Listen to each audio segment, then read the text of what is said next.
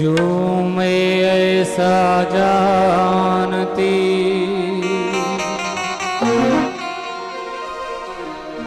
प्रीत करे दुख हो,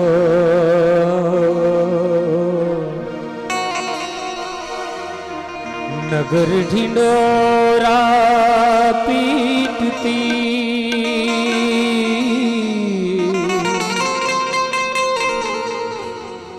नगर ढिंडोरा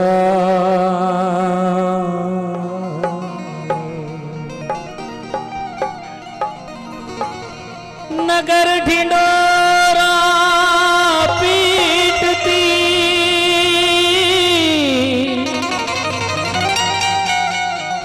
कि प्रीति ना करियो को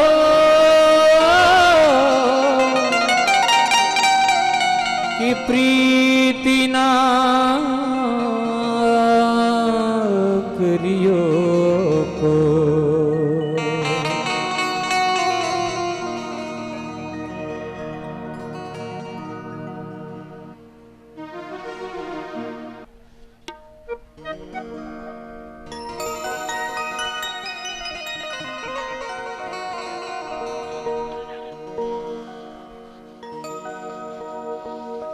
काहे तेरी अखियों में पानी,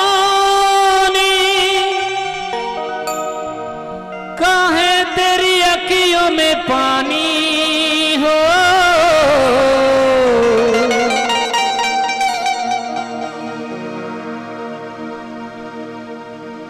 मीराबाई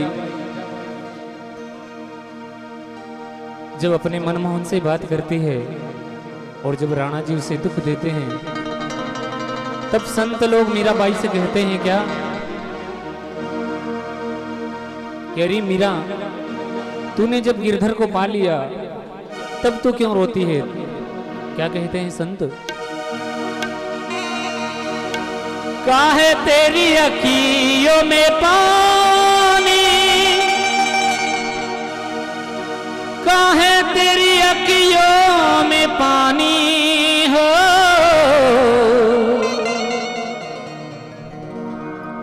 कृष्ण दीवानी मीरा, कृष्ण दीवानी, कृष्ण दीवानी मीरा, कृष्ण दीवानी।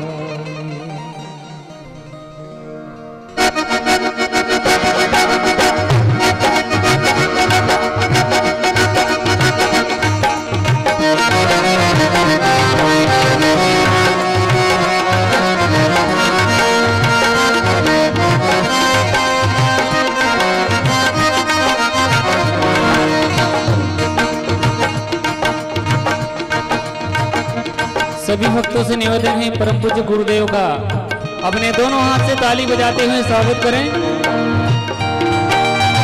काहे तेरी अखियों में पानी, काहे तेरी अखियों में पानी हो, काहे तेरी अखियों में पानी, काहे तेरी अखियों में पानी हो, कृष्ण दीवानी मीरा, कृष्ण दीवानी, कृष्ण दीवानी मीरा, कृष्ण दीवानी, ओ मीरा प्रेम दीवानी,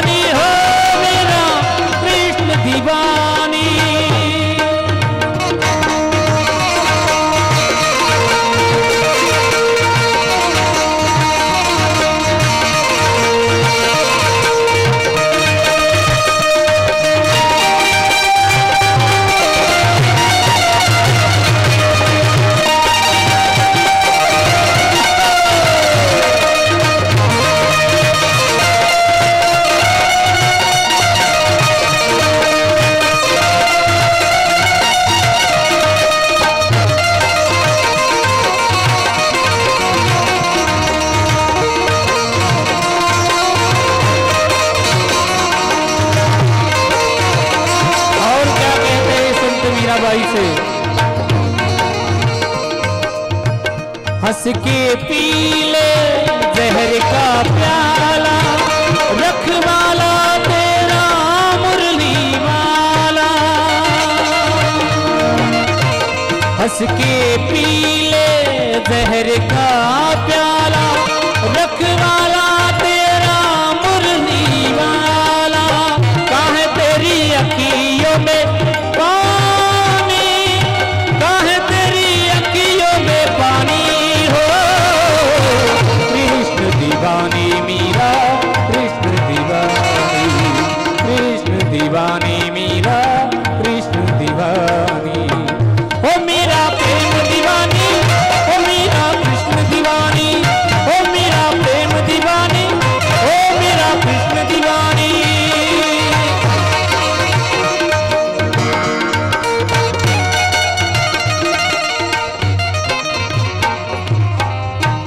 बोले सद्गुरुदेव भगवान की जय। निष्कलंकी नारायण भगवान की, लक्ष्मी नारायण भगवान की, स्वामीनारायण भगवान की जय। कुलदेवी उमिया मात की। व्यासासने परम पूज्य श्री जनार्दन हरिजी महाराज श्री श्री चरणों में कोटि कोटि वंदन एवं संतगण सर्व भाविक भक्तजनों आप सौનું હૃદયપૂર્વક હાર્દિક સ્વાગત કરીએ છીએ। હવે પરમ પૂજ્ય શાંતિદાસજી મહારાજ અખંડ આનંદ કુટીર ગોતા કંપાને વિનંતી કરીશું કે આજના આ સત્રમાં આપ આપનું આશીર્વચન શ્રી શાંતિદાસજી મહારાજ ભગત અખંડ આનંદ કુટીર ને વિનંતી કરીશું। हनिष्यन्ति कलो मध्ये मलेच्छो तुरंगवाहनम धर्म संस्थापन थाय तस्मै निष्कलंकीने नमो नमः। जियापर गामनी आ पुण्यशाली अने पवित्र भूमि अने हूँ कहूँ तो मारू आ गाम जियापर मारू वतननु आ गाम मारा बाप दादानो जन्म आ गाम में थयो हतो अने वળી બે રીતે मारा गुरुदेव श्री रामदास बापू रामजी बापा कहवाता एमनो पर जन्म आ गाम में एमना पुनीत पगला आजे पण अमर छे। मित्रों जिया पर गाम में दशा अवतारनी कथा थती होय अने परम स्नेही वक्ता एवा जनार्दन जा महाराजना मुखारविंद थी पोताना वतनना गाम में कथा थती होय एनो आनंद कोने ना होय। अने आ जियापर गाम ने वंदन करवानुं मन थाय। आ जियापर गाम तो मारू पूजनीय गाम। आ गामे समाज ने संतोनी भेट आपी छे। रामदास बापू आ गामना संत, प्रेमदास बापू आ संत, रविदास महाराज संत, शामळदास महाराज बीजा पण केटलाक संतो आ गाममां थया छे। धन्य धरा धन्य गाम जहाँ संत बिराजे आई सभी भूमि ने पावन करे हलीमली हरि जस गाई। ई धरा धन्य थई जाय छे, ई गाम धन्य थई जाय छे। धन्य धरा धन्य गाम जहाँ संत बिराजे आई जहाँ संत महापुरुषों नु आवन थाय सभी भूमि ने पावन करे बधी भूमि पावन थई जाय। हलीमली हरि जस गाई जहाँ वेदोना गुणला गवाता होय। मित्रों आ जियापर गाम विषे एम कही शकाय कि आ जियापर गामनो एक इतिहास बनी रह्यो छे। युवानो इतिहास क्यारे बने छे? इतिहास घास के तिनखलाओं से नहीं होता, इतिहास होता है पोलादी तीरों से। इतिहास कांच के टुकड़ों से नहीं बनता, इतिहास होता है चमकते हुए सच्चे हीरो से। इतिहास कायरों का नहीं, इतिहास सुरवीरों का होता है। मित्रों अने युवान केने कहेवाय? जहाजों से जो टक्कर ले उसे तूफान कहते हैं, और तूफानों से जो टक्कर ले उसे युवान कहते हैं। मित्रों, आ जियापर गामे एक इतिहास रच्यो छे। आखा भारत में नहीं पण सारा विश्व में आ जियापर गामनु नाम अमर करी दीधुं छे। श्रीमद भागवतनी दशा अवतारनी आ कथा वर्षोना वर्षो सुधी एना गुणगान तमारा कान में गुंज्या करशे। आ कथानी तमने याद देवडावशे। जो मित्रों, संत कथाओं आपने शू आपे छे? देखो, मेडिकल कॉलेजों देश को डॉक्टरों देती है, बीएड कॉलेजों देश को शिक्षकों देती है, तो ये संत महापुरुषों की कथाओं देश को अच्छे इंसान देती है। संत महापुरुषों की धर्म सभाओं, संत महापुरुषों की कथाओं, दशावतार की कथाओं, ज्ञान यज्ञों, सत्संग सभाओं मानवी ने मानवता आपे छे। साचा अर्थ में आपणे मानवी बनी सकी छीए। जब बसंत आती है तब प्रकृति मुस्कुराती है। जब जियापर में संत आते हैं तब देश की संस्कृति मुस्कुराती है। मित्रों, जो आज हम महंत संस्कृति को भूले जा रहे हैं, आज हम सरल प्रकृति से बिछड़े जा रहे हैं, आज हम गलत प्रकृति में फंसे जा रहे हैं। खुदा जाने आज हम किधर जा रहे हैं। मित्रों, चांदनी चांद से होती है, सितारों से नहीं। देश, समाज और धर्म की रक्षा संतों से होती है, शैतानों से नहीं। आशा राखीने दृढ़ हृदय में हिम्मत धरजो, धारेला सौ कार्यो सफल आ जगत में करजो। सदगुरु रामदेव बापू कहता, आशा राखीने दृढ़ हृदय में हिम्मत धरजो, धारेला सौ कार्यो सफल आ जगत में करजो। निराशा ने मूकी दई नवीन आशा उर धरजो, जता सत्यना राह पर पग पाछो न भरजो। आजे आजे है बढ़ा है द्रोष द्रेह का तूफान, वह बदलना होगा। प्यासा है आज बढ़ा है समाज द्रोह का तूफान, वह बदलना होगा। प्यासा है भाई भाई खून का, वह इंसान बदलना होगा। कह रहा है ये जनार्दन जी महाराज, ओ प्यारे हिंदवासियों, दुखनों से रोता हुआ सारा हिंदुस्तान को बदलना होगा। सज्जनों, मित्रों, सूरज की हर किरण दे रोशनी आपको, सूरज की हर किरण दे रोशनी आपको, फूलों की हर कली दे खुशबू आपको। हम तो देने के लिए काबिल नहीं है, मगर देने वाला परमात्मा हर दिन संतों का सत्संग दे आपको। छेल्ले मित्रों, आ समय माताओं ने कहीश, आजे भारत देश नी लज्जाशील नारी आज लज्जा छोड़ीने फरती, देश नी साची संस्कृति ने विसरीने गली गली में हा हा ही करती दी थी। सेंडल में जाने संस्कार समाया होय एम मानी ने मलकाती दी थी। पगनी ऊंची एडी वाला ना सेंडल में जाने संस्कार समाया हो एम मानी मलकाती दी थी। पगनी पेनी सुधी वस्त्र धारण करनारी नारी ना घूंटणो ज्यारे खुला देखाय छे त्यारे आ देशना साधु संतोनी आंखों शरमथी झूकी जाय छे। माताओं, हे भारत देशनी नारी, तू ई देशनी जननी छे जे देश में जन्मी हती सीता। तू ई देशनी कन्या छे जे देश में गूंजी रही छे गीता। भटकाई जईश न क्यांय जूठा वचन वैभव विलास में, अरे एवं जीवन जीवी बताव के तारू नाम उजळू थाय इतिहास में। माताओं, इतिहास में अमर थाय नाम एवं तेजस्वी जीवन जीवजो। अत्रे आ जियापर गामनी भूमि ने हूँ वंदन करूँ छूं। मारा पिताजी खेताभाई देवजीभाई एमनो जन्म भूमि में थयो हतो, अहींया आव्या छे। બાપુજી ઊભા થાવ છે ખેતર દાદાને ઊભા કરો એટલે હા 85 વર્ષની ઉંમરે પહોંચ્યા છે અને મારા પિતાજીએ લગભગ 18 વર્ષની ઉંમરે આ જીયાપર ગામને વંદન કર્યા, તિલાંજલિ આપી અને સાબરકાંઠા જિલ્લામાં ગોતા કંપાની ભૂમિને કર્મભૂમિ બનાવી. એ ગામનું ગૌરવ કોને ન હોય. આ તબક્કે હું જ્યાં પર મારા જે કથા કરાવી છે એ ભાઈઓને નામથી અપરિચિત છું, ક્ષમા કરજો. આ જયંતિભાઈને એક ઓળખું. જયંતિભાઈ મારા મિત્ર. જુઓ એમને વતનનો કેટલો પ્રેમ.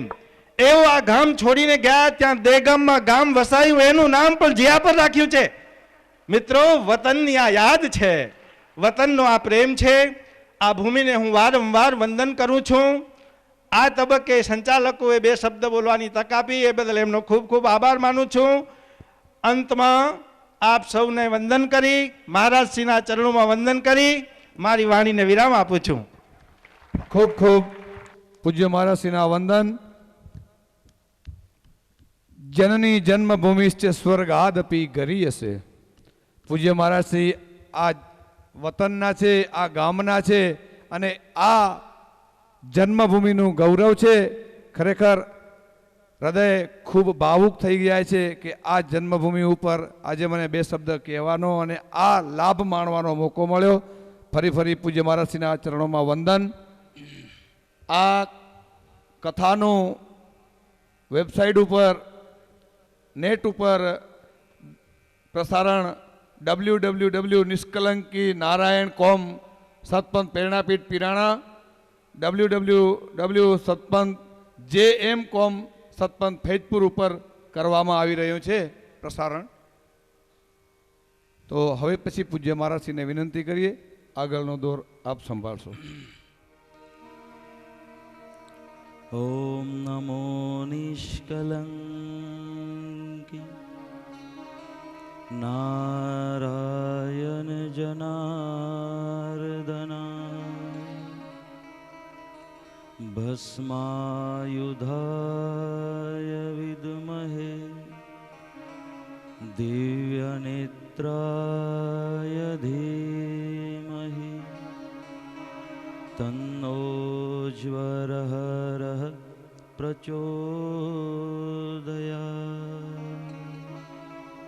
ઓમ શાંતિ શાંતિ શાંતિ.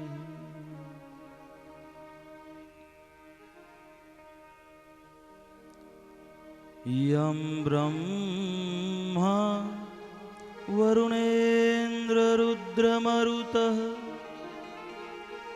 स्तुन्वन्ति दिव्यस्तवे वेदे सा पदक्रमोपनिषदे गायन्ति यं सामगा. ध्यानावस्थितद्गतेन मनसा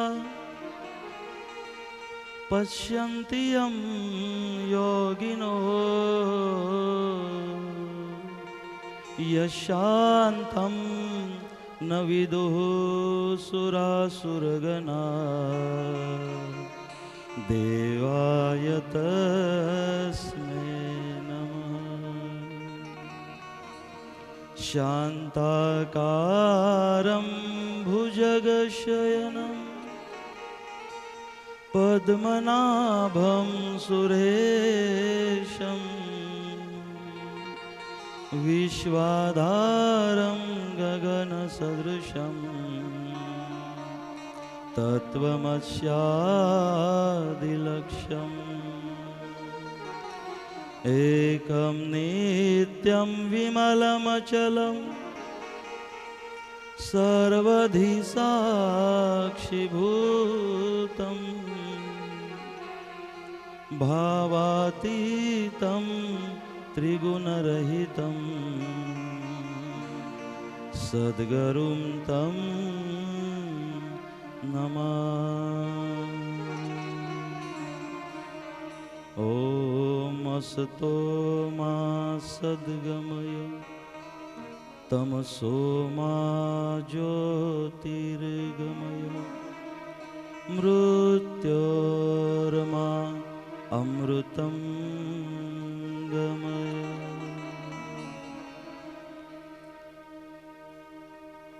श्री निष्कलंकी नारायण भगवान की, श्री सद्गुरु इमाम शाह महाराज की, श्री सतपंथ सनातन धर्म की, गोपाल कृष्ण भगवान की, प्रभु रामचंद्र भगवान की, पवन सूत हनुमान की, पंढरीनाथ भगवान की, आदि जगत गुरु करसनदास महाराज की, जगत गुरु नानक दास महाराज की, गुरु जगन्नाथ महाराज की, कुलदेवी उमिया मात की, लक्ष्मी नारायण भगवान की, सब संतन की। ओम नमः पार्वती पते हर हर महादेव। ओम नारायण श्री नारायण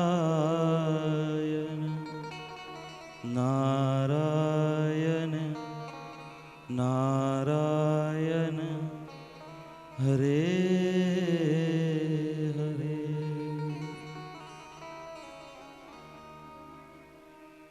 ओम श्री गुरुवे नमः।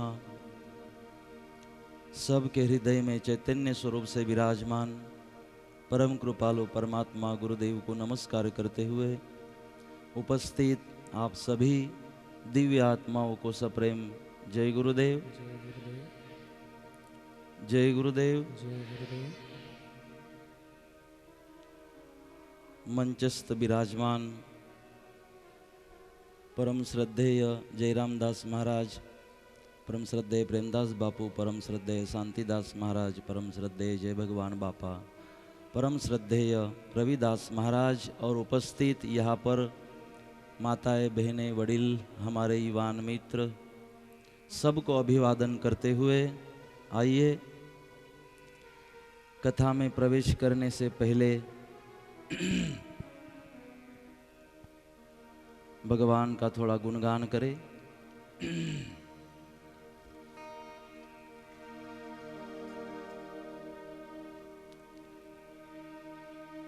सत्संगति से प्यार करना सीखो जी, जीवन का उद्धार करना सीखो जी। सत्संगति से प्यार करना सीखो जी, जीवन का उद्धार करना सीखो जी। सत्संगी से प्यार करना सीखो जी, जीवन का उद्धार करना सीखो जी।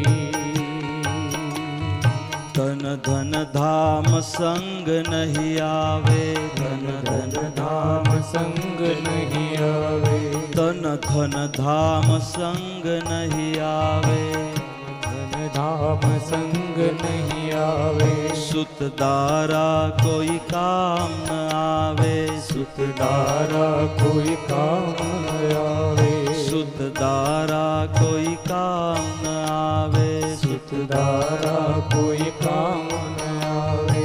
ममता का संहार करना सीखो जी,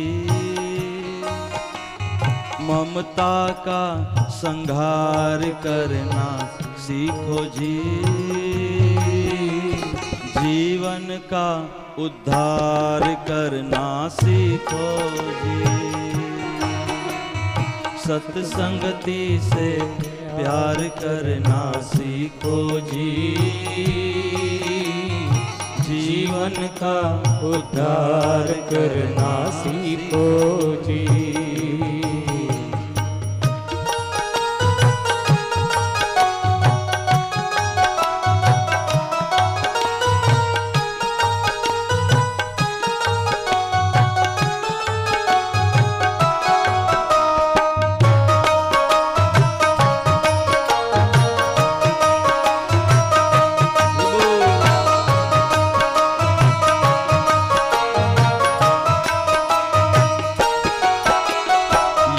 जगमोह नींद का सपना, यह जगमोह नींद का सपना, यह जगमोह नींद का सपना, यह जगमोह नींद का सपना। नहीं कोई गैर नहीं कोई अपना, नहीं कोई गैर नहीं कोई अपना, नहीं कोई गैर नहीं कोई अपना, नहीं कोई गैर नहीं कोई अपना। सत्य असत्य विचार करना सीखो जी, सत्य असत्य विचार करना सीखो जी। जीवन का उद्धार करना सीखो जी, सत्संगति से प्यार करना सीखो जी। जीवन का उद्धार करना सीखो जी।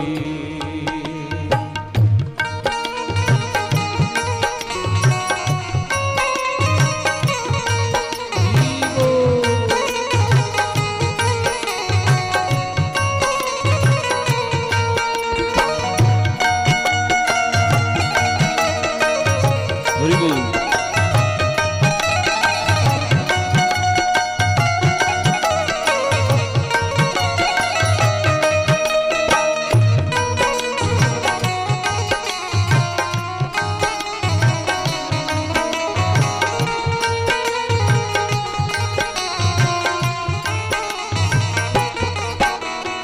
हरि का भजन नित्य प्रति कीजे, हरि का भजन नित्य प्रति कीजे, हरि का भजन नित्य प्रति कीजे, हरि का भजन नित्य प्रति कीजे।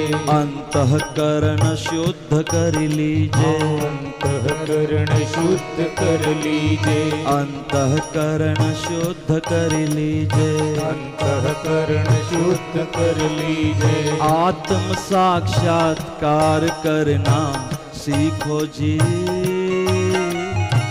आत्म साक्षात्कार करना सीखो जी। जीवन का उद्धार करना सीखो जी, सत्संगति से प्यार करना सीखो जी। जीवन का उद्धार करना सीखो जी।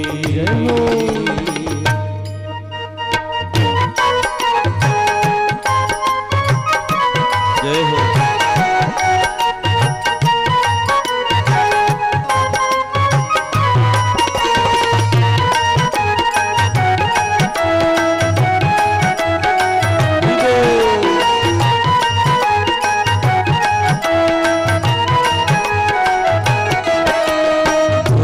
कहे सुनो मन मेरो, भक्त कहे सुनो मन मेरो, भक्त कहे सुनो मन मेरो, भक्त कहे सुनो मन मेरो। नरतन भव भारी कहु देरो, पाही मन मेरो, नरतन भव भारी कहु देरो, नरतन पाही बहु मेरो। भव से बेड़ा पार करना सीखो जी,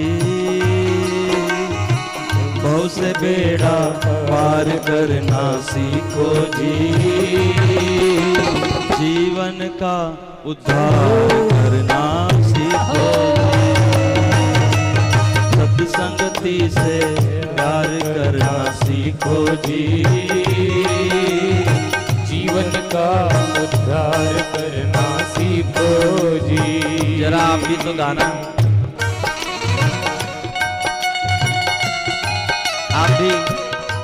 हमारे साथ में आप भी गाना। शब्दों तो बहुत सीधे हैं। सतसंगति से प्यार करना सीखो जी, जीवन का उद्धार करना सीखो जी। आइए मेरे साथ आप भी अपने वाणी को पवित्र करिए। सतसंगति से प्यार करना सीखो जी, सतसंगति से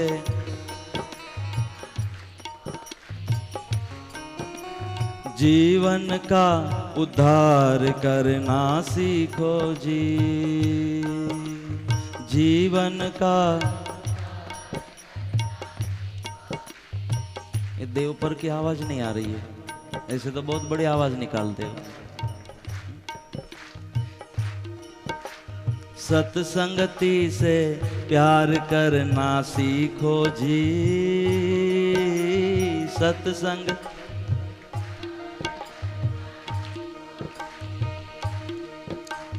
जीवन का उद्धार करना सीखो जी, जीवन का।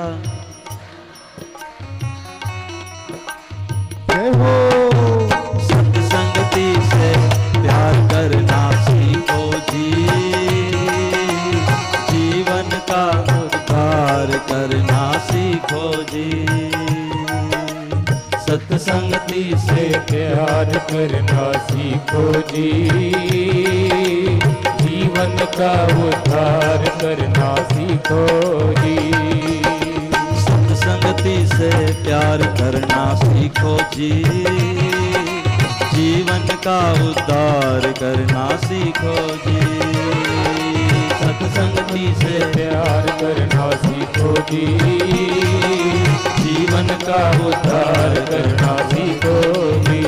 श्रीमन नारायण नारायण नारायण, श्रीमन नारायण नारायण नारायण, नकलंक नारायण नारायण नारायण, नकलंक नारायण नारायण नारायण। भजो नारायण नारायण नारायण, ओ भज नारायण नारायण नारायण, जपो नारायण नारायण नारायण, ओ जपो नारायण नारायण नारायण, भजो नारायण नारायण नारायण, ओ भज नारायण नारायण नारायण। श्री निष्कलंक नारायण भगवान की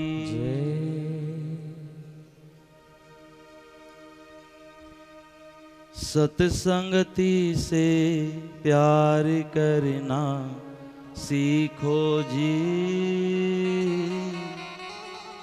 जीवन का उद्धार करना सीखो जी।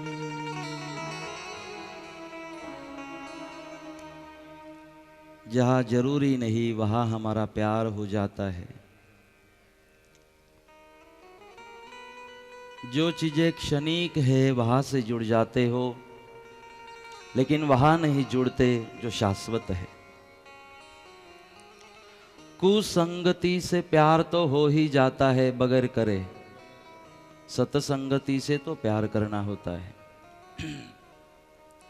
जितने जल्दी कुसंस्कार हमें लग जाते हैं ना, संस्कार पाने में देरी जरूर लग जाती है। गलत चीजें बहुत जल्दी याद रहती है, और जो अच्छी चीजें हैं जिनको याद रखना चाहिए सत्संग को, वही बातें छूट जाती है, और यही फिर थोड़ी गड़बड़ हो जाती है।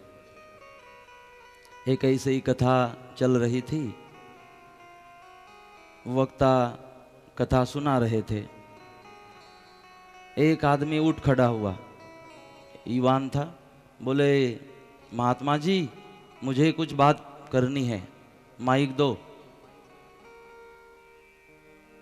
तो अभी कथा तो शुरू थी, बीच में कैसे माइक दे इसको। वो चिल्लाने लगा, बोले मुझे कुछ बात करनी है, माइक दो। तो वक्ता ने कहा दे भाई जगदीश, भले बंद हो लेकिन दे उसको माइक। लेकिन आश्चर्य से वो चालू जरूर था माइक। तो जैसे माइक पकड़ा, बोला महात्मा जी आपको कुछ काम है नहीं, और ये इतनी भारी संख्या में जो लोग यहाँ बैठे ना सुनने, इनको तो आपसे ज्यादा इनको काम नहीं। ये भी सब रिकम में, आप भी, आपको कोई काम है नहीं, इनको कुछ काम है नहीं, आके बैठ जाते। लेकिन कोई जरूरी नहीं है आपकी कथा, नहीं सुधरते लोग, नहीं होनी चाहिए ऐसी कथा है। चिल्लाने लगा, महात्मा को गाली देने लगा। फिर 4-5 लोगों ने उठे, उसको पकड़ा, माइक वापस दिया और उसको बाहर निकाल दिया। गुस्सा हो गई कार्यकर्ता, उसको बाहर निकाला। वापस कथा शुरू हुई, कथा का समारोह भी हुआ, कथा पूरी हुई। 1 साल गुजर गया। अब दूसरे साल वापस उसी वक्ता की कथा उसी गांव में थी, तो कथा शुरू हो गई। जैसे कथा शुरू हो गई, श्रोता भी आ गए, और चालू कथा में वापस ये युवान उठ खड़ा हुआ। बोले महात्मा जी माइक देना जरा, मुझे बात करनी है।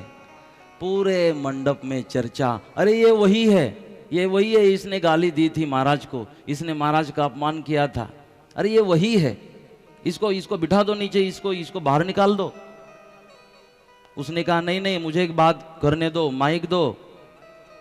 लोग बाहर निकालने लगे, सबने पहचाना ये वही था। महात्मा ने कहा दे दो। अब क्या सुनते भाई, वो तो पता चले, माइक दो उसको। माइक दिया। अब श्रोता की तरफ देख के वो बोलने लगा कि देखो श्रोताओ, पहले साल कथा हुई थी, यही महाराज आए थे, बहुत भारी संख्या में आप लोग उपस्थित थे। तो पहले साल महाराज ने सत्संग में कौन सी बातें की, जरा कोई बताएगा? एक ने भी हाथ नहीं उठाया।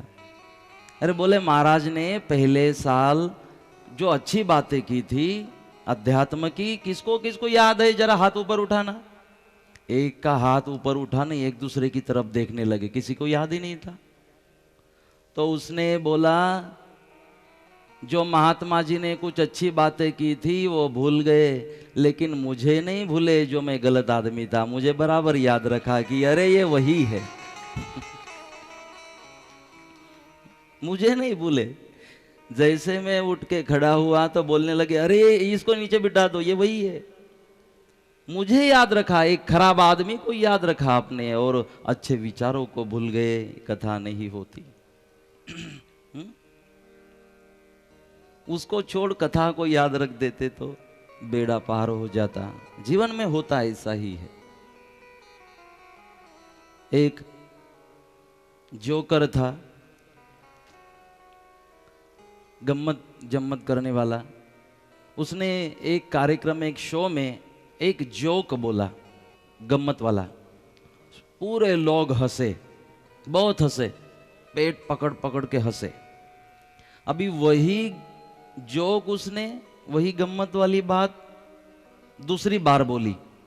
अब 10-12 लोग हंसे, क्योंकि डबल बोला ना उसने, 10-12 लोग ही हंसे। तीसरी बार वही गम्मत वाली बात बोली, अब तो कोई हंसे नहीं।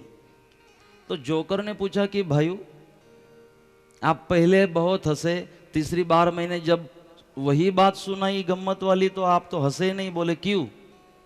बोले एक बार हंसी आती भाई, वही बात तू अगर बार बार वही बात करेगा तो कैसे हंसी आएगी। तो जोकर ने कहा कि एक जो गम्मत वाली बात है, हंसाने वाली बात, वो दूसरी बार तीसरी बार सुनना नहीं चाहते हो, और जो गलत कुछ हो चुका होता है, दुख होता है, उस दुख को बार बार याद करते करते जीते हो, तो दुख को भी क्यों बार बार याद करना चाहते हो? जो दुख देता है और गहरा करता है। अच्छी चीजें हम याद रखना नहीं चाहते, और जो बुरा है उसको याद रखते हैं, ये हमारी सबसे बड़ी गलती है। जीवन में सकारात्मकता के लिए ऐसी ही बातों को हमने याद रखना है जो जरूरी है, जो सकारात्मकता, जो एक आत्मविश्वास निर्माण करती हो, ऐसे ही बातों की हमारे जीवन के अंदर जरूरत है। जैसे कि केम छो, केम छो, છાસ વધારે થઈ ગઈ લાગે. આ છાસમાં ને ભાઈ થોડુંક પાણી નાખવાનું, થોડી પાતલી પાતલી આપવાની. હે બપોર પછી, બપોરની સાંજે પછી આપી દેવાની એકદમ. પછી સાંજે તો પાણી નાખવાનું જ નહીં, સાંજનું બપોરે જ લઈ લેવાનું. કેમ છો? કેમ છો એ પૂછવાનો એક રિવાજ થઈ ગયો છે. જે પૂછે છે એ પણ ક્યાં મજામાં હોય છે. જે પૂછે છે એ પણ ક્યાં મજામાં હોય છે. એ તો એક રિવાજ થઈ ગયો પૂછવાનો કે કેમ છો. જે પૂછે છે એ મજામાં હોય છે. અને મારી તો ઈચ્છા છે આ કથા પછી કોઈ પૂછે ને કેમ છે, કેમ છો, તો કહેવાનું બસ આનંદમાં છું. આનંદમાં. એ મજા તો મજા અમુક અમુક સમય સુધી મજા રહે, પણ આનંદ છે ને, આનંદ તો બસ વધતો જાય, ઘટે નહીં, વધતો જાય. એટલે જીવન તો આનંદથી જીવાનું, જીવવાનું. इसके लिए કેમ છો, કેમ છો? જીયાપરમાં છો. આનંદ ક્યાં રહ્યું? બડોદા પાસે. ક્યાં છો? અરે આનંદમાં જ છો ને તમે. હવે આનંદમાં નથી આ બાજુ. અહીંયા પ્રત્યક્ષ પરમાત્મા પ્રગટ છે તો આનંદમાં જ છો. આનંદમાં જ રહેવાનું. અને ભગવાનને પ્રાર્થના કરો ભગવાન તમને આનંદમાં જ રાખે હર હંમેશા. तो ये जो आनंद है वो आनंद जीवन में जरूरी है. कई बार आपको रोकने की कोशिश होती है, आपको रोका जाता है, लेकिन जो रोकने वाले हैं वही आपके गति का कारण बन जाते हैं, वही आपके प्रगति का कारण बन जाते हैं. जो रोकना चाहते हैं, विश्वामित्र अगर तकलीफ ना देते राजा हरिश्चंद्र को तो परमात्मा कहां से आके उसके गले मिलते. विश्वामित्र को याद किया, नमस्कार किया हरिश्चंद्र राजा ने. इसीलिए जो भी दिक्कतें आए बस हम हंसते हंसते इतने इतने विश्वास को बढ़ा दे भगवान के ऊपर कि बस हम हिले नहीं, स्थिर रहते हुए जीवन को जीने की पूरी पूरी कोशिश करें. ये रामायण हमें रिश्तों के बारे में सिखाती है, आदर्श जीवन जीने की प्रेरणा देती है. कभी सोचना कि भगवान राम को वनवास जाने की आज्ञा हुई तो सोचा नहीं और राम जी वनवास जाने निकले. यहां बैठे आप सबको मैं पूछना चाहूंगा, किसी को 14 साल वनवास भोगतना पड़ा?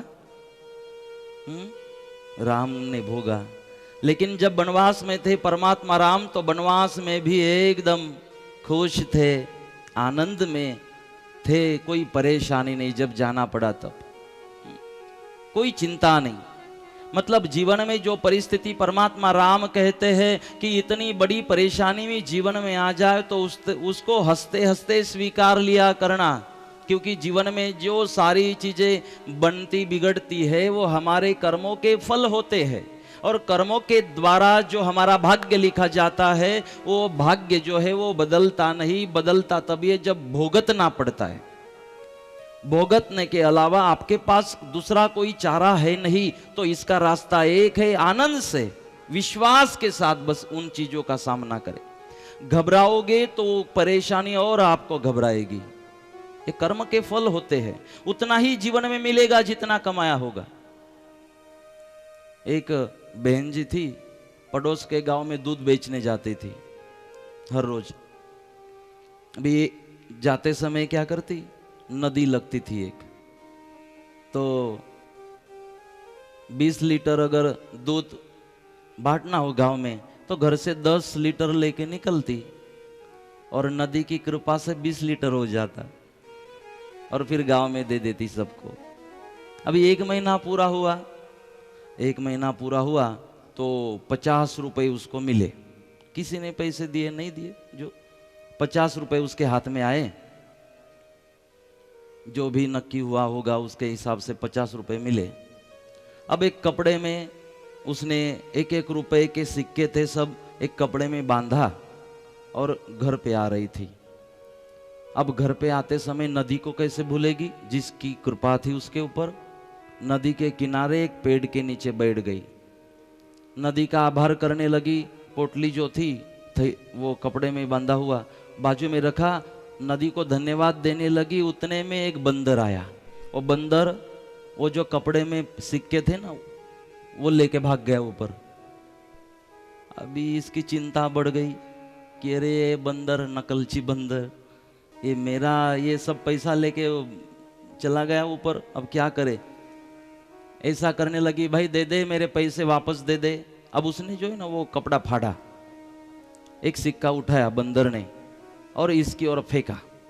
इसको लगा अरे 1 रुपया तो आ गया, अब मैं ऐसे ऐसे करते रहूंगी ना तो एक रुपया मुझे दे देगा। दूसरा सिक्का बंदर ने उठाया, दूसरा नदी में फेंका। तीसरा सिक्का उठाया, इसकी ओर फेंका। चौथा सिक्का उठाया, नदी में फेंक दिया। अब बंदर है, बंदर जो ठहरा उसको मजा आने लगी, ये नदी की तरफ फेंकता, वो भागते भागते जाती, तब तक पैसा नदी में चला जाता सिक्का। ये भाग रही थी, उसको मजा आ रही थी। आखिरी में उसके पास जो सिक्के थे सब खत्म हो गए। इसके हाथ में जो सिक्के आए, इसने देखा कितने आए, जरा देख तो लूं, 1 2 3 4 5 20 23 24 25। इसके हाथ कितने आए थे? 25 रुपए। और 25 रुपए कहाँ गए? नदी में। 25 इसको क्यों मिले?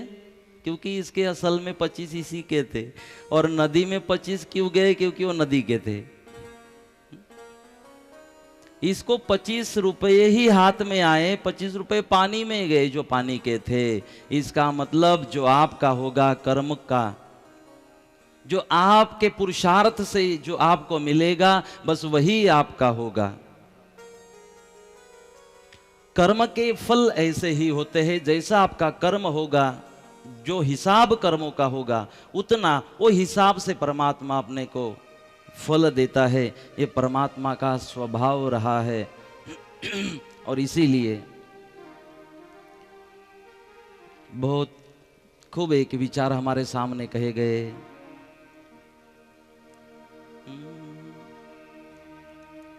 जितना जिसके भाग्य में लिखा, जितना जिसके भाग्य में लिखा, वो उतना ही पाता है। जितना जिसके भाग्य में लिखा, वो उतना ही पाता है। मेरे भोले मेरे बाबा के दरबार में सबका खाता है। मेरे बाबा के दरबार में सबका खाता है। मेरे बाबा के दरबार में सबका खाता है। चाहे अमीर हो चाहे गरीब हो, उनको एक समान, उनको एक समान हो, उनको एक समान। सबकी बिगड़ी वो ही बनाए, हम सबके भगवान, हम सबके भगवान हो, हम सबके भगवान। चाहे अमीर हो चाहे गरीब हो, उनको एक समान, उनको एक समान हो, उनको एक समान। सबकी बिगड़ी वो ही बनाए, हम सबके भगवान, हम सबके भगवान हो, हम सबके भगवान। राजा हो या रंक सभी है उनके चौकीदार, उनके चौकीदार हो, उनके चौकीदार।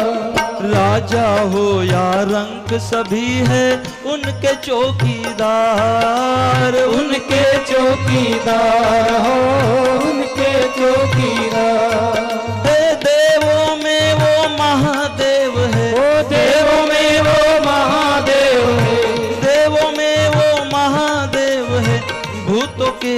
सरदार।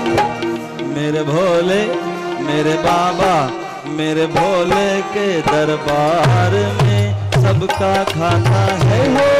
मेरे बाबा के दरबार में सबका खाता है। जितना जिसके भाग्य में लिखा, जितना जिसके भाग्य में लिखा, जितना जिसके भाग्य में लिखा, जितना जिसके भाग्य में लिखा, उतना ही पाता है। मेरे बाबा मेरे बाबा मेरे बाबा के दरबार सबका खाता है। मेरे बाबा के दरबार में सबका खाता है। मेरे बाबा के दरबार में सबका खाता है।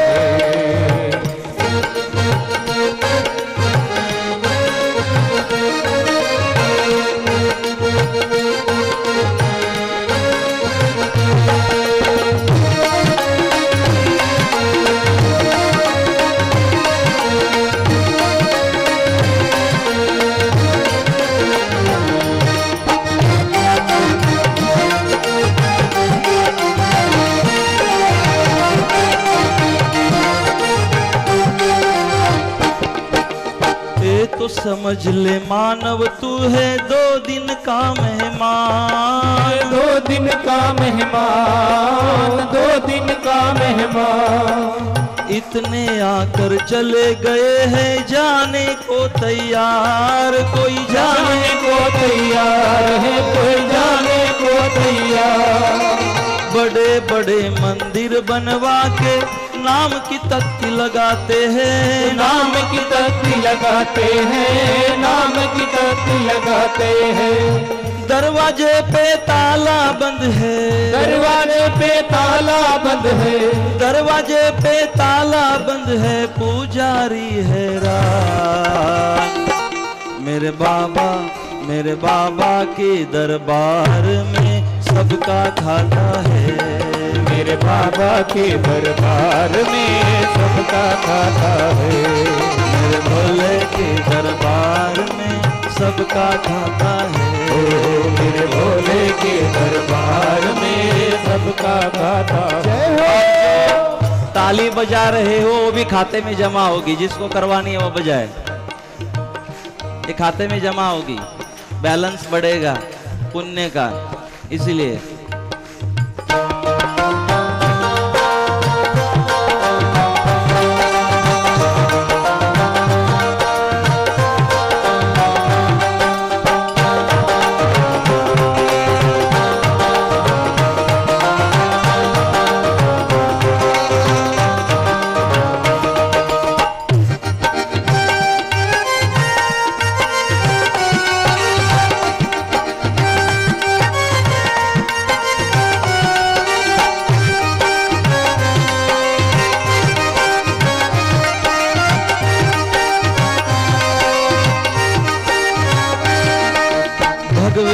भगवान छुपे है मानव तू पहचान। मानव तू पहचान हो, मानव तू पहचान।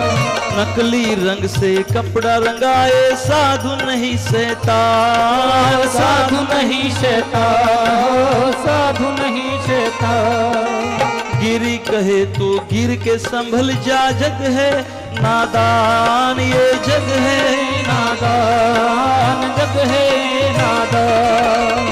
तेरा बनाया तुझको बनाए, तेरा बनाया तुझको बनाए, तेरा बनाया तुझको बनाए। मानव नहीं है वाह।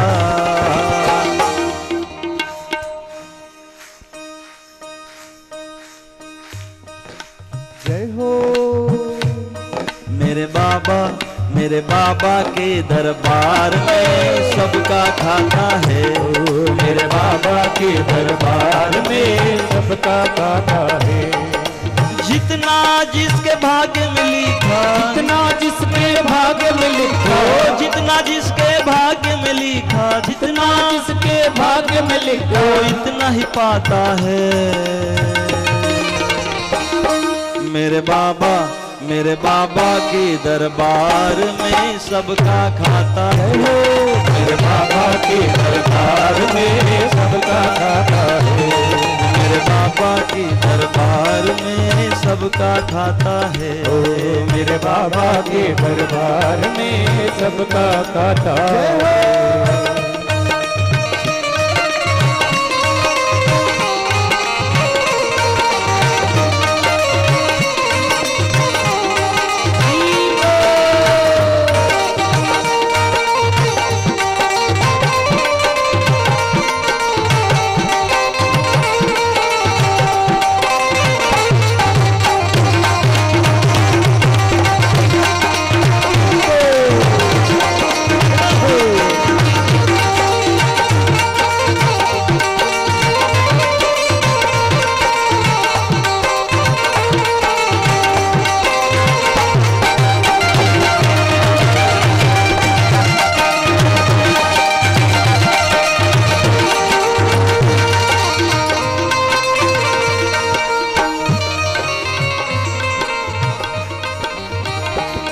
मेरे बाबा के दरबार में सबका खाता है। मेरे बाबा के दरबार में सबका खाता है। मेरे बाबा के दरबार में सबका खाता है। मेरे बाबा के दरबार में सबका खाता है।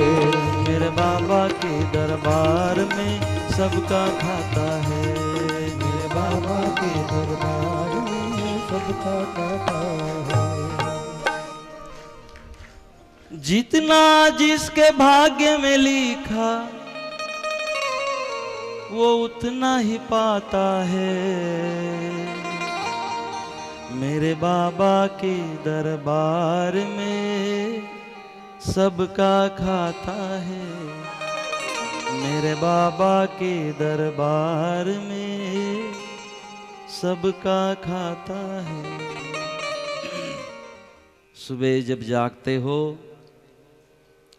और रात्रि के समय जब सोते हो, तब तक किए जाने वाले हर कर्म का हिसाब परमात्मा देता है। लिख के रखता है परमात्मा कि आज का दिन हमने कैसे जिया, कितना परोपकार किया। और एक याद रखना, आप सब लोग शांति जरूर पाना चाहते हो जीवन में। श्रीमद् भगवद गीता में परमात्मा कहते हैं, अर्जुन त्यागात शांति निरंतरम। परमात्मा ने कहा जिस शांति को आप ढूंढ रहे हो त्याग में है। हम शांति किस में ढूंढते हैं? संसार में। हम शांति ढूंढते हैं कि टीवी आ जाए तो शांति, गाड़ी आ जाए तो शांति, बंगला हो जाए तो शांति, लॉटरी लग जाए तो शांति, पैसा मिल जाए तो शांति। लेकिन कहाँ मिली शांति? त्यागात शांति निरंतरम। शांति तो तब मिलेगी जब त्याग होगा। त्याग में शांति है। किसी एक दिन परोपकार करके देखना, किसी के काम आकर देखना, ऐसे काम आना कि उसका काम करने के बाद जो सेवा की थी उसका अभिमान अहंकार न आए। ऐसे एक बड़े हृदय से किसी का काम कर देना, देखना रात्रि में कितनी गहरी नींद आएगी आपको। एक दिन एक एक्सीडेंट हुआ। एक लड़का ऑन द स्पॉट वही के वही उसकी डेथ हो गई। एक को हॉस्पिटल ले गए, डॉक्टर को बुलाया, डॉक्टर घर पे निकल गए थे। डॉक्टर को बुलाया, डॉक्टर देरी से आए। जो लड़का सीरियस था उसके परिवार वाले इकट्ठा हुए थे। जैसे डॉक्टर पहुंचे तो लड़के के परिवार वाले ने डॉक्टर को गालियां देना चालू किया। ध्यान से सुनना मेरी बात को। जैसे डॉक्टर पहुंचे तो गालियां देना चालू किया। डॉक्टर इतना समय लगता है, हमारा बेटा कब से एडमिट किया, ऑपरेशन की जरूरत है और आप घर पे निकल गए, जल्दी आ नहीं सके आप। बहुत कुछ बोला। डॉक्टर ने कहा कोई बात नहीं, माफी चाहते हैं आपसे, इस अभी मुझे थोड़ा जाने दो, ताकि मैं जल्दी से ऑपरेशन कर पाऊँ। डॉक्टर ऑपरेशन थिएटर में गए, कपड़े चेंज करवाए, ऑपरेशन थिएटर में गए, ऑपरेशन चालू हुआ। 6 घंटे तक ऑपरेशन चला, बहुत बड़ा ऑपरेशन था। ऑपरेशन पूरा हुआ और जैसे ही ऑपरेशन करके डॉक्टर बाहर निकले, परिवार वालों ने पूछा, डॉक्टर अब तबीयत कैसी है, ऑपरेशन कैसे हुआ? तो डॉक्टर ने कहा, चिंता मत करना, भगवान की कृपा हो गई और आपका लड़का बच गया, आपका लड़का बच गया, ये भगवान की कृपा। बोले ठीक है, अब मुझे जाने दो, मुझे जाना होगा। बोले ठीक है, अब आपका जो काम था काम हुआ, आप जाओ। आप डॉक्टर तो निकल गए, लेकिन एक नर्स थी वहां पर। वो नर्स आई, ये परिवार को मिली और कहा, जब डॉक्टर आए ना तो आपने बहुत गालियां दी डॉक्टर को, लेकिन क्या आपको पता है घटना क्या बनी है? बोले नहीं।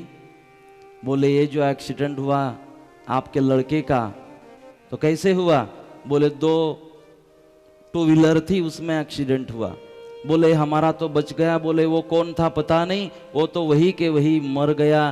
तो नर्स ने कहा, जिसकी मृत्यु हो गई ना वही के वही रास्ते पर ये जो डॉक्टर आया था ये उसका लड़का था।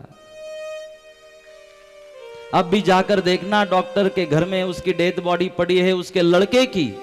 लेकिन जब डॉक्टर को बात पता चली तो डॉक्टर ने सोचा कि अरे मेरा तो मेरे हाथों से निकल चुका है, मर चुका है, लेकिन चलो वो तो बच जाएगा, मैं उसकी तो जान बचाऊं। तो घर में लड़के का शव पड़ा हुआ है, शरीर पड़ा हुआ है, लेकिन उसको वैसे के वैसे रखा और हृदय कठोर किया डॉक्टर ने। डॉक्टर का भी वो अकेला लड़का था, हृदय कठोर किया और आपका काम करवाया, आपको पता नहीं और आपने तो गाली दे दी उनको। भले ऐसे समय में कोई डॉक्टर आएगा, लेकिन वो आए और ये जो लड़का बचा इसी के कारण उसकी डेथ हुई थी, फिर भी वो डॉक्टर आए। इसको समझना, ये स्वभाव, ये वृत्ति, ये विचारधारा आपकी जब बन जाएगी ना, तब भगवान के पीछे आपको भागने की जरूरत नहीं पड़ेगी। पात्रता इतनी बन जाएगी आपकी कि परमात्मा आपके पीछे पीछे आएगा। और भगवान को, व्यासपीठ को, संतों को यही अपेक्षा है आप सब से कि आपके स्वभाव में करुणा आ जाए। आप औरों के लिए भी जीना सीखे, औरों के लिए भी थोड़ी जगह अपने हृदय में दे, निर्माण करें। अगर ये जीना आ जाए, ये कथा इसीलिए तो है कि बस जीना आ जाए, ये जीने की कला आ जाए। और ऐसा कब करके देखना, किसी के काम आकर देखना, इतना सुकून मिलता है। रात्रि में इतनी आराम से नींद आएगी ना, आप अनुभव करना। और कभी दिन में किसी का दिल दुखाया हो तो भी अनुभव करना, रात्रि में उसका चेहरा सामने आएगा, सोने नहीं देगा आपको। आप खुद से नाराज हो जाएंगे कि अरे आज मैंने कुछ गलत काम किया। रात्रि में नींद नहीं आएगी। दिवसे नैव तत्कुर्यात् रात्रौ सुखम वसेत। जैसा दिन भर हम काम करते हैं उसके ऊपर रात्रि की नींद होती है। अगर दिन में अच्छा काम हो तो रात्रौ सुखम वसेत, रात्रि में गोली लेने की जरूरत नहीं पड़ेगी, आराम से सो जाओगे, क्योंकि आज कुछ अच्छा किया, इसका समाधान होगा। इसी तरह जीवन भर अगर अच्छा काम करते रहोगे तो आगे जीवन का कल्याण होगा। मृत्यु के बाद कल्याण की ओर हम जाएंगे। मृत्योर्मा अमृतम गमय, हम मृत्यु से अमृत की ओर जाएंगे, हम मृत से अमृत बन जाएंगे जब यह स्वभाव हमारा बनेगा। यही तो हमारे संस्कार है, यही तो इंसानियत पैदा करती है। ये कथा शैतान को इंसान और इंसान को भगवान बना देती है। कथा का उल्टा करो, थाक होता है। कथा थाक उतार देती है, ये थाक उतार देती है, ये संस्कारों को भर देती है, कल्याण कर देती है। कथा अच्छे विचारों को देती है। और इसीलिए परमात्मा राम वनवास में गए, लेकिन कोई शोक नहीं, कोई चिंता नहीं। देखो, भगवान को ये सब कुछ करने की जरूरत नहीं थी। वो तो सारी बातें टाल सकते थे ना, वो तो भगवान है। वो तो बुद्धि भी, सद्बुद्धि भी दे सकते थे कई को, कि ऐसा ना बोले, सब कुछ करवा सकते थे लेकिन नहीं किया, क्योंकि भगवान को जी कर हमें जीना सिखाना था। एक आदर्श निर्माण करना था हमारे लिए कि अरे भगवान के ऊपर भी जब ऐसा समय आ जाता है तो भगवान भागते नहीं है, भगवान सामना करते हैं, तो आप क्यों भागते हो। हम भी उन चीजों का सामना करें और जीवन को जीते जीते जब जब ये सब परेशानी आती है तो इसको समझना कि ये गति देने के लिए आती है। एक दृष्टांत आपको दे दूं, बहुत बढ़िया है, ध्यान से सुनना। देखो मैंने एक सोचा है कि ये ग्रंथ तो आपके सबके पास है, लेकिन इसके संदर्भ में मैं बोलूं, कथा तो 7 दिन में नहीं होगी, आपको चरित्र पूरा चरित्र इसमें पढ़ने मिलेगा, लेकिन आपके जीवन के साथ ये चरित्र कैसे जुड़ा हुआ है ये मैं स्पष्ट कर रहा हूं 7 दिनों में। कथा तो पूरी नहीं कर पाऊंगा, कई बातें छूट गई, कई बातें छूट जाएगी कथा की, लेकिन मेरा प्रयास ये एक है कि तब जो वनवास भगवान ने भोगता तो अब क्यों सुनना है उसको, तो वो मुझे स्पष्ट करवाना है। जो भोगतना था भगवान भोग गए, अब क्यों उसकी चर्चा करनी, हाँ अब करनी है। वो आपसे स्पर्श करता है चरित्र, वो मुझे स्पष्ट करना है। एक दिन एक गांव में एक कुतरा रहता था, कुतरा। तो उस कुतरे ने सोचा कि मैं काशी यात्रा करके आऊं। कुतरे ने सोचा मैं काशी यात्रा करके आऊं। तो शाम को जब उनके समाज की मीटिंग बैठी, उनके समाज की, तो उसने कहा कि भाई मैं काशी जा रहा हूँ। बोले यहाँ से कितने दिन लगते काशी में? बोले 15 दिन लगते, जाने के 15 दिन, आने के 15 दिन। अच्छा, तो 30 दिन का प्रवास होगा आपका। तो बोले अपनी समाज से आज तक कोई पैदल चलते चलते काशी गया नहीं। तो बाकी कुतरा कंपनी के जो वडील लोग थे उनको अच्छा लगा कि चलो अपने समाज का कोई एक आदमी पदयात्रा करके जा रहा है तो इसको शुभ कामना देनी चाहिए। उसको शुभ कामना दी, कुतरे को, भाई हमारी शुभ कामना, लेकिन जब आप 30 दिन बाद वापस आओगे ना तो हम बग्गी मंगा के रखते आपके लिए, रथ मंगा के रखते आपके लिए। बोले क्यों? बोले आपका सम्मान करवाएंगे जब यात्रा करके आएंगे। आप पहले हो जो समाज में से पहले काशी यात्रा में जा रहे हो, तो आपका सम्मान करेंगे बाजंत्री के साथ में। तो 30 दिन के बाद जब आप वापस आओगे तो हम आपका सम्मान करेंगे। तो कुतरे को भी अच्छा लगा कि मेरा समाज कितना अच्छा है, मैंने जो संकल्प किया तो मेरे साथ में है। तो कुतरे ने दिन नक्की किया था, उस दिन जाने निकला गांव के बाहर तक। गांव वाले भी उसके साथ गए, समाज का काम था। तो कुतरे को वहां छोड़ा और कहा भाई धन्यवाद, हैप्पी जर्नी।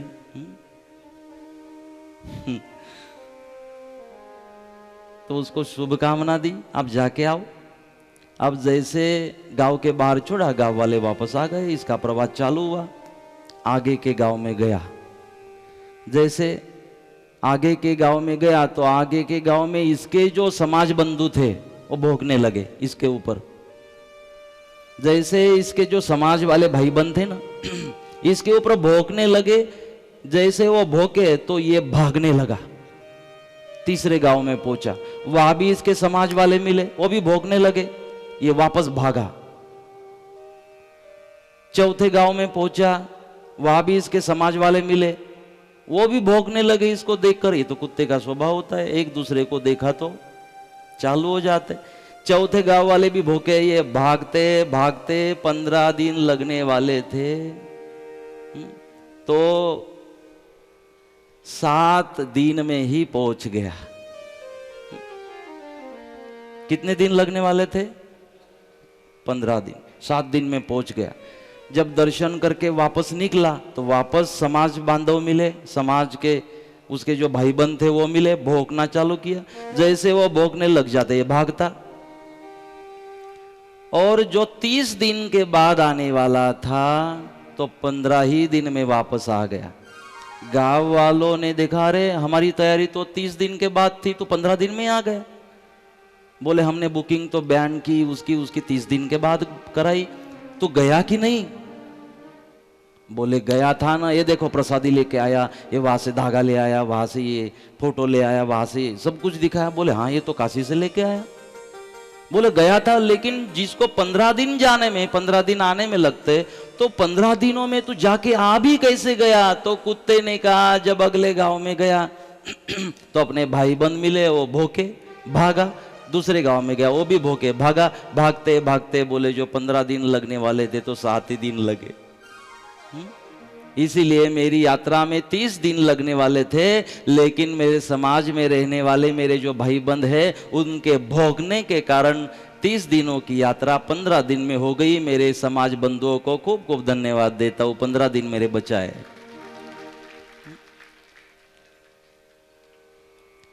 किसी की नफरत भी आपको गति दिलाती है। इसने सोचा था धीरे धीरे चल के काशी यात्रा में जाएंगे, लेकिन जैसे समाज वाले भोंकने लगे तो ये भागने लगा। फायदा तो इसका हुआ, 15 दिन तो इसके बच गए। जो काम में 30 दिन लगने वाले थे वो काम कितने दिनों में हुआ? 15 दिनों में। इसलिए भोंकने वाले को धन्यवाद, ऐसा कुतरे ने बोला। इसीलिए कुत्ता उसके धर्म का पालन करे। लेकिन अगर आज हमने देखा ना, तो ये स्वभाव जो है वो इंसानों में दिखाई देता है।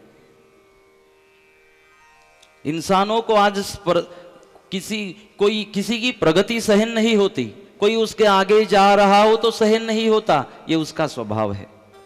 किसी की प्रगति उन्नति सहन नहीं होती, किसी के पास किसी का घर बन जाए तो इनको दुख होता है, किसी की उन्नति प्रगति हो जाए तो इनको दुख होता है, सहन नहीं कर पाते। ये तो कुत्ते का स्वभाव है।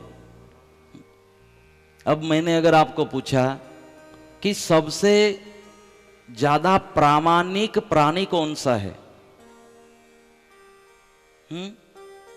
कौन सा है?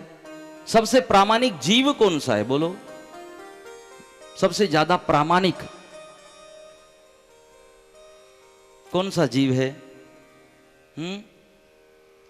नहीं पता? कुतरा तो हाची बात है नहीं। कुतरा सबसे बड़ा प्रामाणिक जीव है। कुतरे की जगह अगर आज इंसान ऐसा जवाब मिल जाता तो बहुत खुशी हो जाती हृदय में। लेकिन जब बात आती है सबसे प्रामाणिक जीव की, तो कुतरे का नाम सामने आ जाता है। मतलब उसमें तो प्रामाणिकता है, लेकिन इंसानों में जो दिखाई देती थी, पता नहीं ये इंसान आज क्यों बदल गया। चांद न बदला, सूरज न बदला, ना बदला आसमान, कितना बदल गया इंसान। कुतरा नहीं बदला, बंदर नहीं बदला, वो शेर नहीं बदला, सिंह नहीं बदला, हाथी नहीं बदला, जाने दो ना गधा नहीं बदला। हम कैसे बदल गए पता नहीं। कितना बदल गया इंसान, कितना बदल गया इंसान। देख तेरे संसार की हालत क्या हो गई भगवान। कितना बदल गया इंसान, कितना बदल गया इंसान। चांद न बदला, सूरज न बदला, न बदला रे आसमां। कितना बदल गया इंसान, कितना बदल गया इंसान। गधा अपने कर्तव्य को नहीं भूला, अपने धर्म को नहीं भूला। कभी गधे को देखा है आपने तंबाकू खाते हुए? देखा है? एक बार मैंने ऐसे ही बोला कि गधे को कभी देखा है तंबाकू खाते? तो एक युवान उठ के खड़ा हुआ, बोले महाराज यही तो हम कहते, गधा तंबाकू नहीं खाता।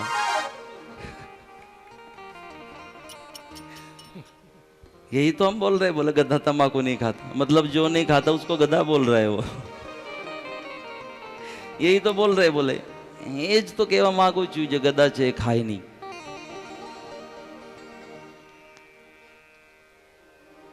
लेकिन ये होशियारी आपको भेंट, ये तो आपको तकलीफ करेगी आपकी होशियारी। गधे को अपना धर्म पता है, गधे को अपनी फर्ज पता है। लेकिन इंसान का धर्म क्यों इंसान भूले जा रहा है पता नहीं। इसीलिए ये इंसान भूल जाता है इसके धर्म को, इसके कर्तव्य को, इसीलिए इन सारी कथाओं की, वक्ताओं की जरूरत पड़ती है।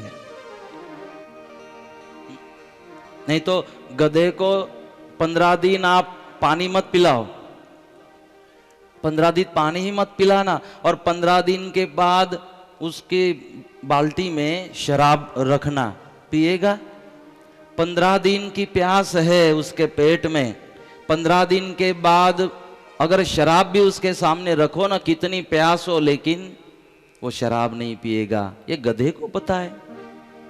कौन सी कथा में जाकर बैठा था ये गधा? कौन से मंदिर में जाता है? कौन से गुरु से बोध लिया? कौन से संप्रदाय से होता है ये? कौन से संस्कार शिविर में गया था ये? कुछ भी नहीं। फिर भी पता है हम क्या बाकी रखते? बोलो, कथा में जाते, मंदिर जाते, गुरु बोध लेते, गुरु करते हैं, भगवान में मानते, सारी चीज माला करते हैं, सब कुछ करते हैं, लेकिन फिर भी धर्म को क्यों भूल जाते हैं पता नहीं, फर्ज को क्यों भूल जाते हैं पता नहीं।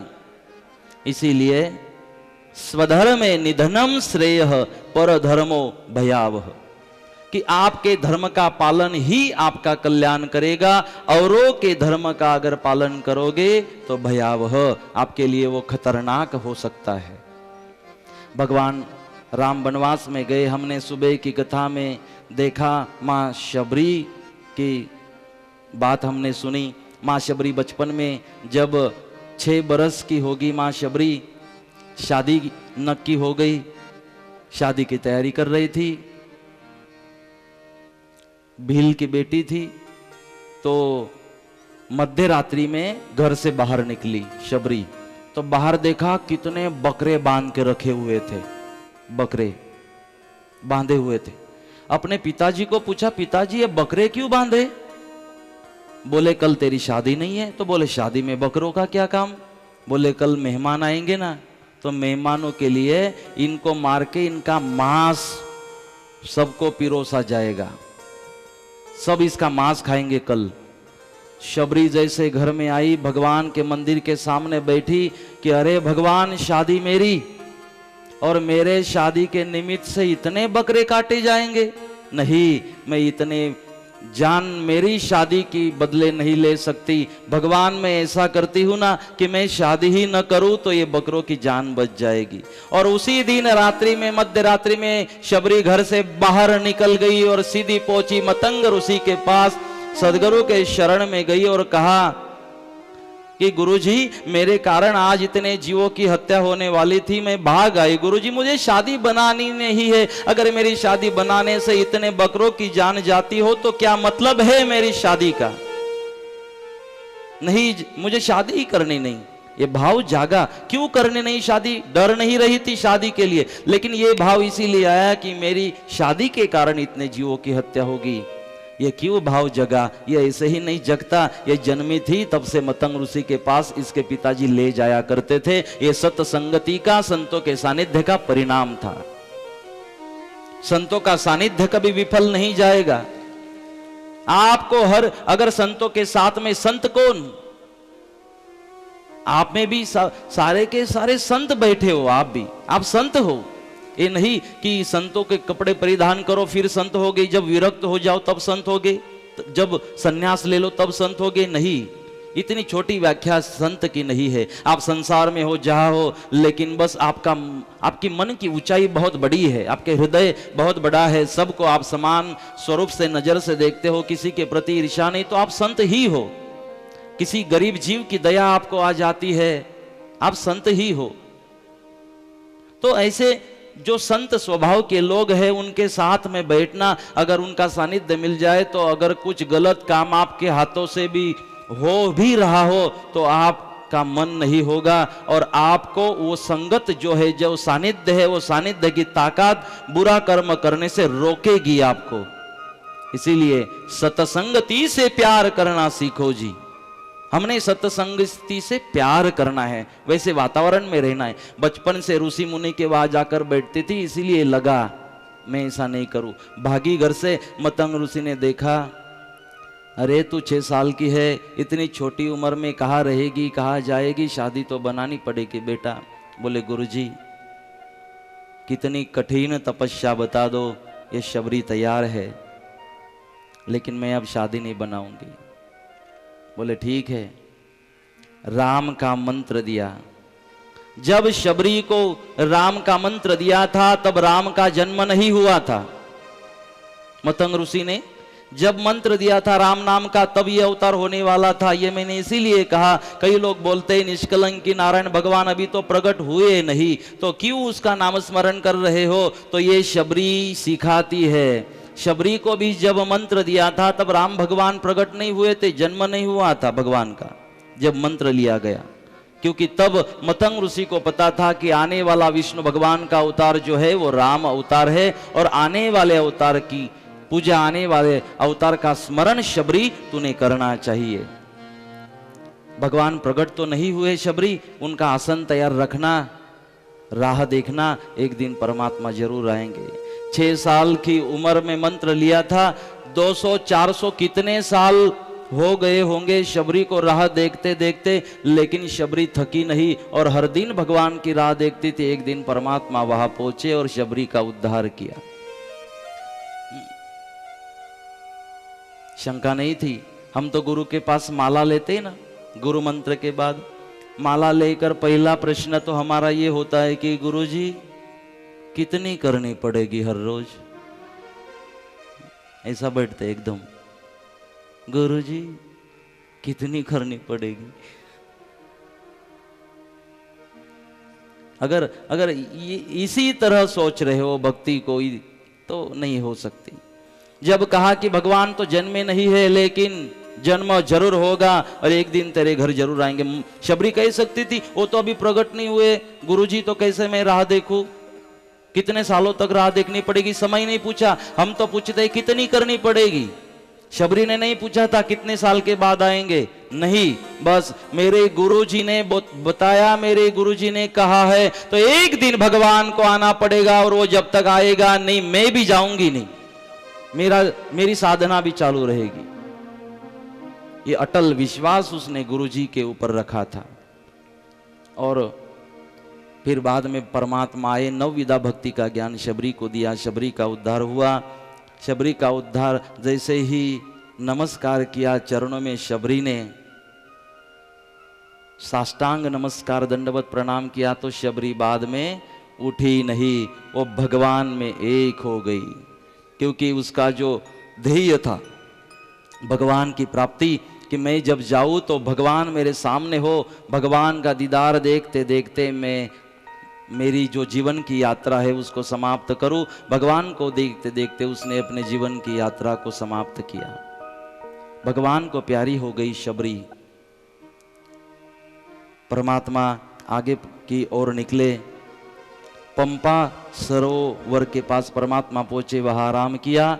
वहां से जब आगे जाने के लिए निकले तो वहां पर सुग्रीव को 2 युवान सामने से आते हुए दिखाई दिए, तो हनुमान जी को भेजा कि देखो कौन है, हमें तकलीफ करने तो नहीं आए, बाली ने तो इनको नहीं भेजा।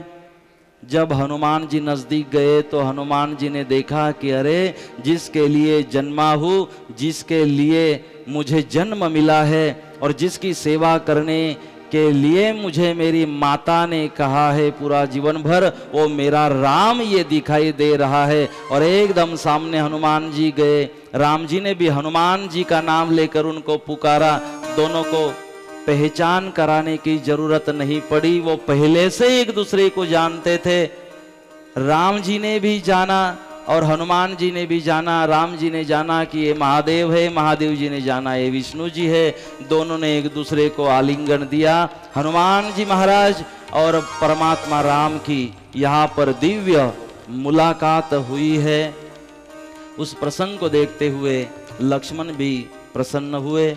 हनुमान जी ने कहा भगवान बहुत दिनों से राह देख रहे थे आपकी, चलो। सुग्रीव के पास ले गए। सुग्रीव की और भगवान राम की मुलाकात कर दी। राम भी चिंता में थे, सुग्रीव भी। तो हनुमान जी संत है।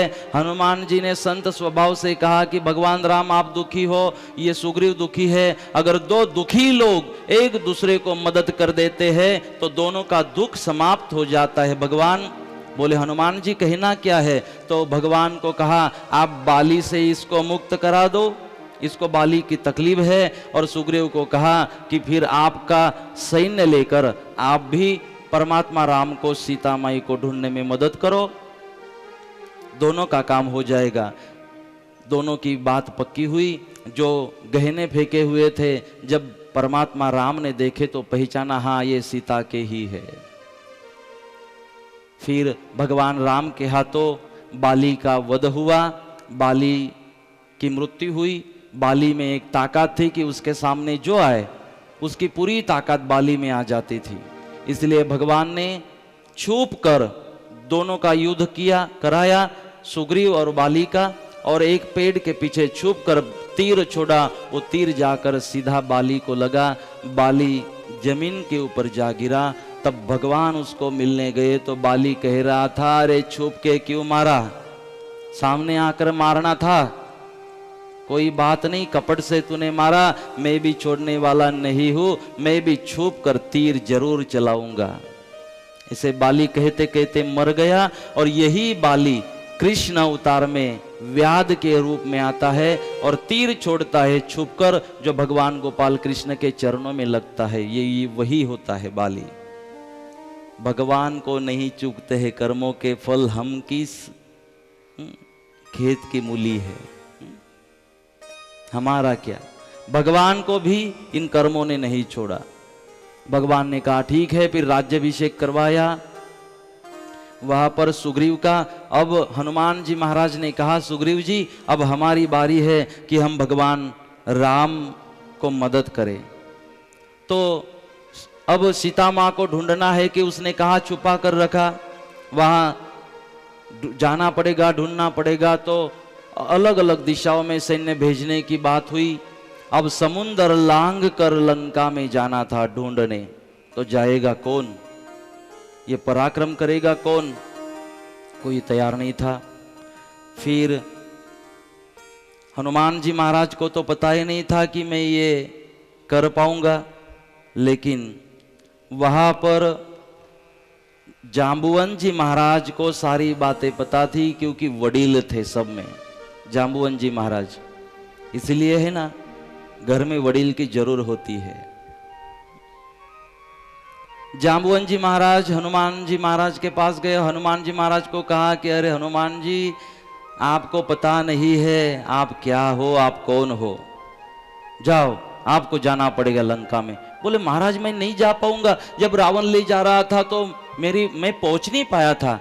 अरे वो तो क्या पहुंचने की बात करता है, जब तू बच्चा था पालने में सो रहा था, भूख लगी, अंजनी माता सामने नहीं थी, तो सामने सूरज उगा हुआ था, तुझे लगा हनुमान की ये कोई फल है, तो फल को खाने के लिए भूख लगी थी, इसके लिए तू वहां तक पहुंचा था, सूरज तक। इतना महाबली है हनुमान तू। बोले फिर मेरी शक्ति कहाँ गई? तो संतों का श्राप मिला था आपको, आप संतों की गम्मत करते थे, इसलिए संतों ने श्राप दिया कि ये इसकी ताकत को भूल जाएगा। लेकिन अंजनी माता के कहने पर संतों ने कहा था कि जब इसको इसकी ताकत का जो कोई अनुमान करा देगा, याद करा देगा, तब इसकी ताकत वापस आएगी। तो हम आपको आज याद कर दे रहे हैं, आप अब जा सकते हो। अगर ऐसी बात है तो मैं जरूर कोशिश करता हूं। भगवान राम के पास गए, भगवान राम को कहा भगवान आपकी आज्ञा होनी चाहिए, आपकी आज्ञा दे दो, मैं जाता हूं ढूंढने के लिए, लेकिन कोई पहचान तो लगेगी। तो भगवान के हाथों में एक मुद्रिका थी, अंगूठी थी, वीटी जिसको बोलते। तो वो अंगूठी भगवान ने निकाली कि ये बताना सीता को, जानकी को, वो पहचान जाएगी। तो जैसे मुद्रिका हाथों में ली, समुद्र के किनारे गए, जय श्री राम नारा लगाया और उड्डान किया हनुमान जी ने, और पवन वेग से लंका की ओर जा रहे हैं। जैसे लंका में पहुंचे तो रावण की बहन क्रौंचा वो मिली, लेकिन युक्ति से उसका वध हनुमान जी ने किया। अब माँ जानकी को ढूंढना था। रास्ते में विभीषण की मुलाकात हो गई। विभीषण ने जो निर्देश दिया वो हिसाब से चलते चलते हनुमान जी अशोक वाटिका में पहुँचे। देखा तो एक पेड़ के नीचे माँ जानकी बैठी थी। तेज फैला हुआ था आजू बाजू में और माँ ध्यान अवस्था में थी और एक आवाज निकल रही थी, राम राम राम, आवाज निकल रही थी। वो स्वरूप देखा हनुमान जी महाराज ने, वंदन किया माँ जानकी को। अब वो युक्ति करने लगा कि जानकी माँ आंख खोले और मेरी तरफ देखे, लेकिन देख नहीं रही थी। तो एकदम से छलांग लगाई माँ जानकी के सामने। माँ एकदम जागी, डरने लगी। माँ को कहा, माँ डरने की जरूरत नहीं है, ये राम का सेवक हनुमान है, लेकिन मैंने तो पहले कभी देखा नहीं। बोले इसके बाद हर रोज देखोगे, पहले की छोड़ दो, लेकिन मेरे भगवान है राम और हम आपको ढूंढने आए थे। माँ आपकी मुलाकात हो गई, लेकिन मैं कैसे भरोसा करूं, क्योंकि रावण जो है वो माया के साथ इसको फंसाने की कोशिश कर रहा था। तो माँ जानकी को लगा कि ये भी कोई फंसा रहा होगा। जब मुद्रिका दिखाई, अंगूठी दिखाई, तब माँ जानकी को पता चला कि अरे सचमुच ये तो मेरे राम जी की है। अब भरोसा आया और कहा, हनुमान जी आया कैसे? बोले आया मैं। माँ सीता को आश्चर्य हुआ। चलो माँ अब मैं आपको ले चलता हूं। नहीं नहीं, मुझे स्पर्श मत करना। अगर मुझे यहां से ले जाना है तो भगवान राम को कहना कि यहां आपको खुद आना पड़ेगा, रावण को दंड देना पड़ेगा, और राम जब तक मुझे ले नहीं जाते मैं यहां से हिलूंगी नहीं। इसीलिए तो मां सीता आई थी, नहीं तो आपको क्या लगा रावण भगा कर ले आया? रावण की क्या ताकत थी? जो शिव धनुष्य गोड़ा गोड़ा करके खेल रही थी बचपन में माँ सीता, उसी धनुष्य के नीचे तो ये दब चुका था। अगर माँ सीता अगर धक्का दे देती रावण को तो लंका में पहुंच जाता सीधा। अगर माँ सीता धक्का भी देती तो इतनी बड़ी ताकत थी माँ सीता की। लेकिन जो सीता को लेकर गया था रावण, वो मायावी सीता थी, और जो सत्य सीता थी, जो सीता का मूल स्वरूप था, वो अग्नि नारायण भगवान के पास था। ये असल सीता नहीं थी।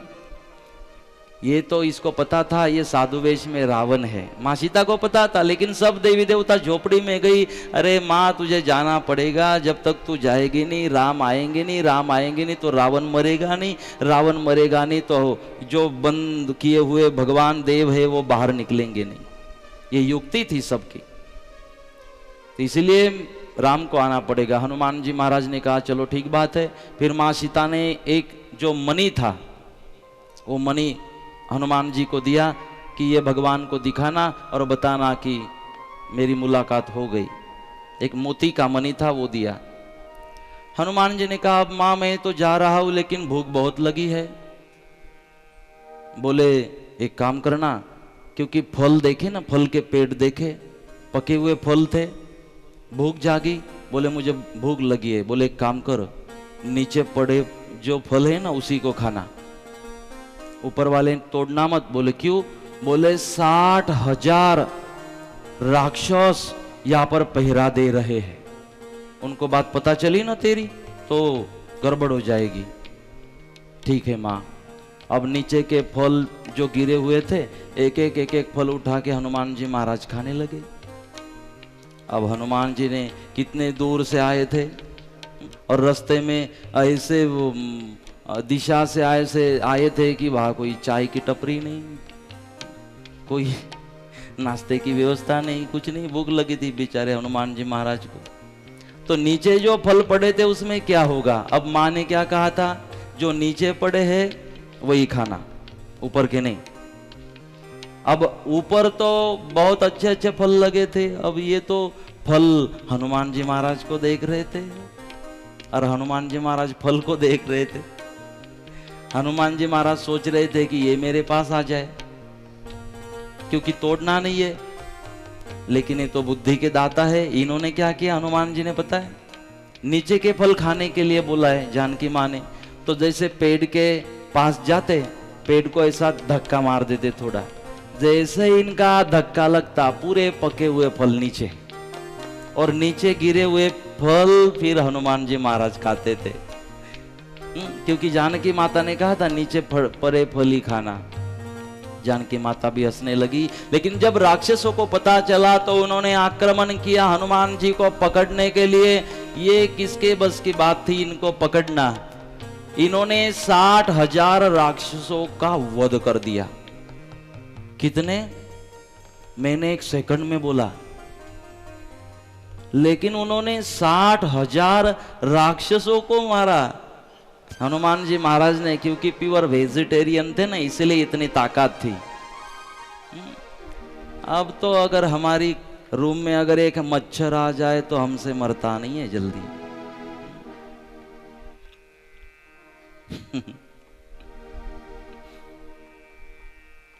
जैसे वातावरण बदल जाता है तो तबीयत बदलती रहती है हमारी। हनुमान जी महाराज फलाहारी थे, इसलिए कई जगह गलत चर्चा होती है कि बच्चों को इंडा देना चाहिए, बच्चों को फिर वो विटामिन उससे मिलते हैं, विटामिन सी मिलती है, विटामिन डी मिलता है, ये मिलता है, वो मिलता है। हाथी सबसे बड़ा जीव है। हाथी का कितना बड़ा शरीर है, क्या मांस खाता है? घोड़े की कितनी ताकत है, ताकत क्या मांस खाने से आती है? तो घोड़ा मांस नहीं खाता। अगर पानी भरने की जो मोटर है ना, मशीन, उसको क्या बोलते हो जब खरीदने जाते हो? 2 हॉर्स पावर की देना, 3 हॉर्स पावर की देना, आधे हॉर्स पावर की देना। तो हॉर्स पावर मतलब ताकत को हॉर्स का एक नाम दिया जाता है। हॉर्स मतलब घोड़ा, तो घोड़ा ताकत को गिनने का माध्यम है। तो ये घोड़ा कहाँ मांस खाता है कि इसमें ताकत आई? इसका कोई लेना देना नहीं। इसलिए ये तो हमारे ये जो मुर्गी होती है, मुर्गी को मार के हमारे अंदर डालना मतलब हमारे शरीर को ही शमशान बना देना है। बकरी को, मरे हुए बकरी को अंदर भेजना मतलब अपने शरीर को ही शमशान बनाना हो गया। हम मांसाहार के ऊपर और ये इसके ऊपर बोलने वाले हैं अगली कथा में, बहुत जरूरी है। मैं आपको ये साइंस और अध्यात्म के साथ बता दूंगा ये क्यों हमने वर्ज करना चाहिए। इसलिए हनुमान जी महाराज फल खा रहे थे। सीता माई को डर लग रहा था। सीता माई को कहा आप घबराना मत, ये मेरा कुछ बिगाड़ने वाले नहीं। इतने में रावण के 7 बेटे वहां पर उसको पकड़ने आए, लेकिन 7 बेटों को भी मार दिया। अब इंद्रजीत आया पकड़ने के लिए। इंद्रजीत से भी पकड़े नहीं जा रहे थे, लेकिन हनुमान जी महाराज ने सोचा कि चलो अगर पकड़े जाते हैं तो ये इंद्रजीत तो उसके पास ले जाएगा, रावण के पास, और मुझे उस रावण को देखना है, ये है कैसा। इसको भी तो थोड़ा दिखा के आए कि राम भक्त कैसे होते हैं। तो खुद को बांध दिया। इंद्रजीत की ताकत नहीं थी, खुद को बांध दिया और बंधे हुए फिर रावण के सामने खड़े कर दिए इंद्रजीत ने। जैसे देखा हनुमान जी महाराज ने, अच्छा ये है कार्टून, ये मां को भगा के लेके आने वाला। हंसने लगे हनुमान जी महाराज। रावण का गुस्सा बढ़ने लगा। रावण ने कहा कि अरे बहुत ताकत दिखा रहा था तू। बोले राम का भक्त जो ठहरा, क्यों आया था? बोले सीधी सी बात है, हमारी मां को आपने भगा कर यहां पर लेके आए, तो चोरी चोरी मेरे लंका में आया। बोले सबसे बड़ा चोर तो तू है रावण, मुझे चोर कहता है? खुद चोर है, मुझे चोर कहता है? रावण कहता मैंने क्या चोरी की? बोले हमारी मां की चोरी नहीं की, जानकी को चुरा के नहीं लिया, खुद चोर है और मुझे चोर कहता है। रावण को गुस्सा आया। बोले तुझे सौगंध है कि तेरी मृत्यु कैसे होगी ये बता। अब हनुमान जी महाराज ने सोचा मैं अगर बोलूं कि मैं चिरंजीव हूं तो इसको अटैक आ जाएगा, ये सहन नहीं कर पाएगा, तो क्या बताना। तो बोले मेरी पूंछ जो है ना पूरी की पूरी जला दो, कपड़े से बांधो जला दो, पूंछ जल जाएगी मैं मर जाऊंगा। तो तो मंगाओ कपड़े, बांधो पूछ को। कपड़े मंगाना चालू किया, पूछ को बांधना चालू किया। सारे कपड़े लाए जा रहे हैं, पूछ को बंधे जा रहे। जैसे कपड़े पूरे हो जाते पूछ लंबी हो जाती, जैसे कपड़े बांधते पूछ लंबी हो जाती। जैसे मेरी कथा लंबी लंबी होती जाती जैसे जैसे मजा आती है कथा लंबी होती जाती है, फिर समय का भी ध्यान नहीं रहता, और या तो पेट्रोल टाइमिंग चलता है।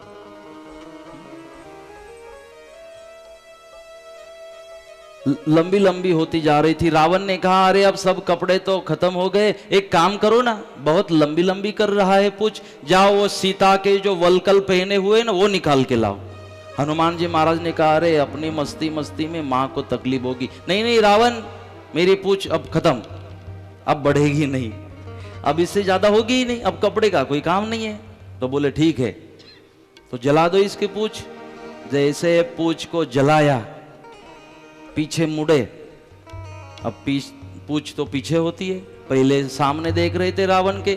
जैसे उल्टे हुए हनुमान जी तो पूछ सीधी घूम के गई रावण की दाढ़ी के पास, और वहां पहले दीप प्रज्वलन किया।